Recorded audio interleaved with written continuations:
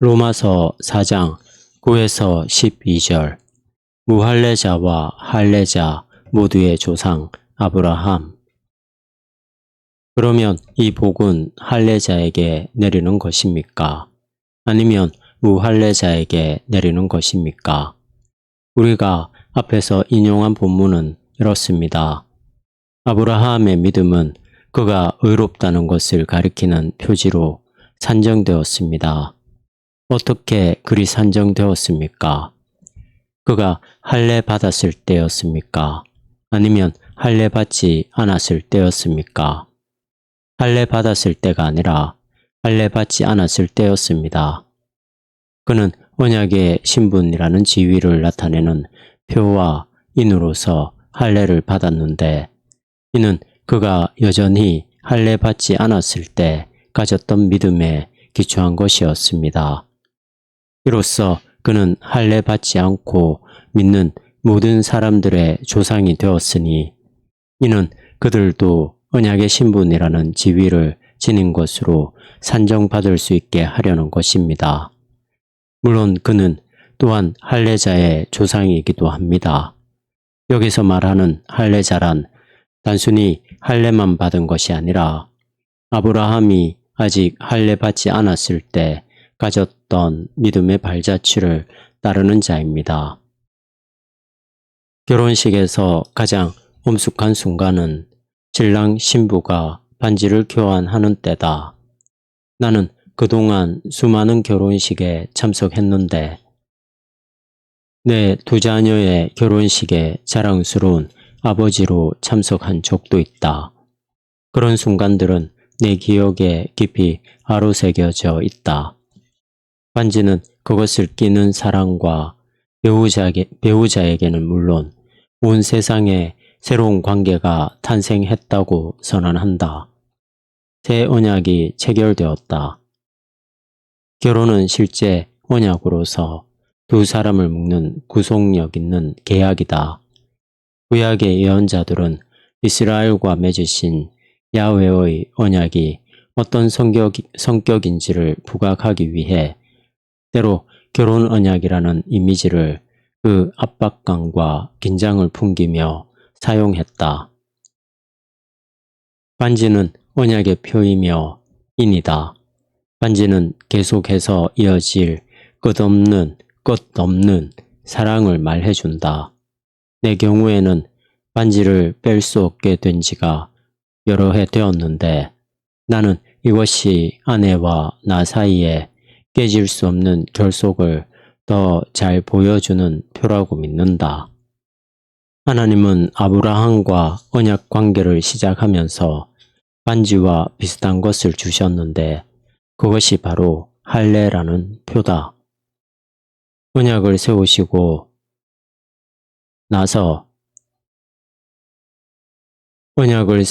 나서 개에서 얻은 아이에게 할례를 주라고 명하신다. 동시에 하나님은 아브라함과 사라가 당시에 많이 늙은 상태였지만 나중에 아이를 가질 것이라고 약속하신다. 핵심 구절인 17장 11절에서는 할례를 하나님과 아브라함 사이에 맺어진 언약의 표로 선언한다. 그러므로 바울이 바로 이 본문을 언급하면서 할례를 걸어 아브라함이 믿음에 기초하여 의로워졌다는 것을 말해주는 표와 인이라고 말할 때, 우리는 이러한 의로워짐 혹은 의를 언약에 속한 신분과 본질적으로 같은 것으로 이해해야 한다. 이런 까닭에 여기서는 이것을 언약의 신분으로 번역했다. 바울이 사용한 헬라어 단어에 담긴 모든 의미를 포괄하는 영어 단어가 있으면 좋겠지만, 전에도 말했듯이 그런 단어는 없다. 끊임없이 변화하는 문화 속에서 본질적인 것을 말하는 최선의 방법을 끊임없이 밝혀내는 것, 이것이 바로 생각하는 그리스도인이 되는데 따르는 기쁨이자 압박감이다. 이 단락에 요점을 집어내기는 어렵지 않다. 지금까지 바울은 할례와 무할례의 문제로 계속 돌아왔지만 이 편지에서 이 문제를 언급하는 것은 이번이 마지막이다. 물론 이것은 갈라디아서의 논쟁 배후에 있는 커다란 문제였다. 유대인 그리스도인들은 아브라함 가족의 완전한 구성원이 되기 위해서는 할례를 받아야 한다고 이방인 회심자들을 설득하려고 했지만 바울이 그럴 필요가 없다고 단호히 주장했다. 바울이 갈라디아서에서와 동일한 논증을 로마서에서도 일부 사용하지만 여기서 사용하는 이 특수한 논증은 새로운 것이다. 바울의 주장은 간단히 말해서 이렇다.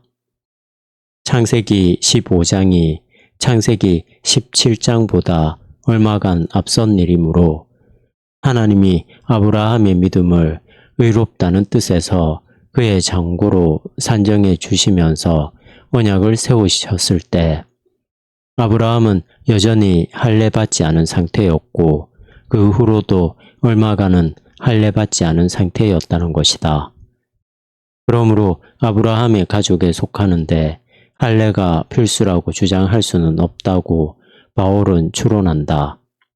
그랬다면 아브라함도 처음 부름받았을 때에는 자격이 없었을 것이다. 이로써 바울은 4장 1절에서 던진 질문에 대한 두 가지 중요한 대답 중 첫째 대답에 도달한다. 우리는 어떤 종류의 가족으로 들어갔는가? 우리는 아브라함을 육신의 의미에서 우리 조상으로 아는가? 달리 말해서 이방인 회심자는 할례 받고 스스로를 민족적 이스라엘의 구성원으로 여겨야 하는가? 바울의 대답은 분명코 아니라는 것이다. 아브라함은 할례받지 않을 때에도 모든 믿는 자의 조상이다. 이방인 회심자들 역시 오직 믿음을 기초로 언약 안에 있다. 동시에 바울은 12절에서 신속히 균형을 잡는다. 이제는 도리어 이방인만 아브라함의 가족에 속한 구성원이라고 생각한다면 바울은 그런 생각을 받아들이지 않을 것이다. 무엇보다도 그런 생각이 선동적으로 번질 수도 있는 로마 교회에서만큼은 더욱 그렇다. 아브라함은 할례자의 조상이기도 하다. 그런데 바울은 여기서 중요하면서도 오랫동안 논란거리가 되는 각주를 덧붙인다. 물론 그는 또한 할례자의 조상이기도 합니다. 여기서 말하는 할례자란 단순히 할례만 받은 것이 아니라 아브라함이 아직 할례 받지 않았을 때 가졌던 믿음의 발자취를 따르는 자입니다.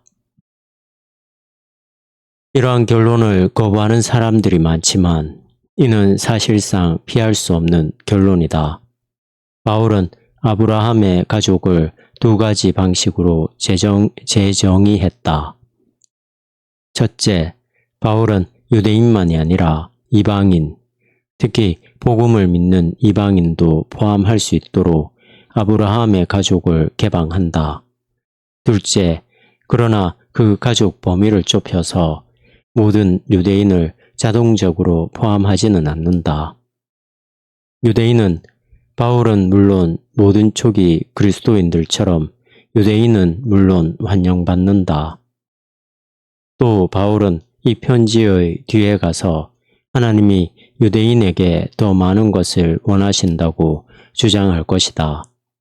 그러나 이제는 그들 역시 기독교 신앙이라는 표를 붙여야 한다. 바울은 이것이 당시에 얼마나 큰 논란을 불러 일으켰는지 분명히 알고 있었을 것이다. 그것은 우리 세대에도 다시금 논란이 되었다. 우리는 노골적인 반유대주의는 말할 것도 없고 은연중에라도 반유대적일 수 있는 말을 하는 것이 얼마나 위험한지 아주 잘 알고 있다. 이 본문을 비롯하여 바울이 쓴 글 어디를 보더라도 우리는 바울이 반유대적이지 않다고 주장할 수 있다. 예수님 시대를 기준으로 이 300년 전후만 하더라도 바울은 사실 다른 유대 운동 지도자들과 같은 지형에 속한다. 이 시기에는 전반적으로 하나님이 이스라엘을 재정의하시고 경계를 다시 그으시며 아무것도 당연시 될 수 없는 언약 갱신을 가져오신다는 인식이 있었던 것 같다. 바울은 본질적으로 유대적인 이러한 지형에 속한다. 나중에 바울은 자기가 균형을 잃고 동료 유대인을 떠났을 것이라는 비난을 단호히 거부한다.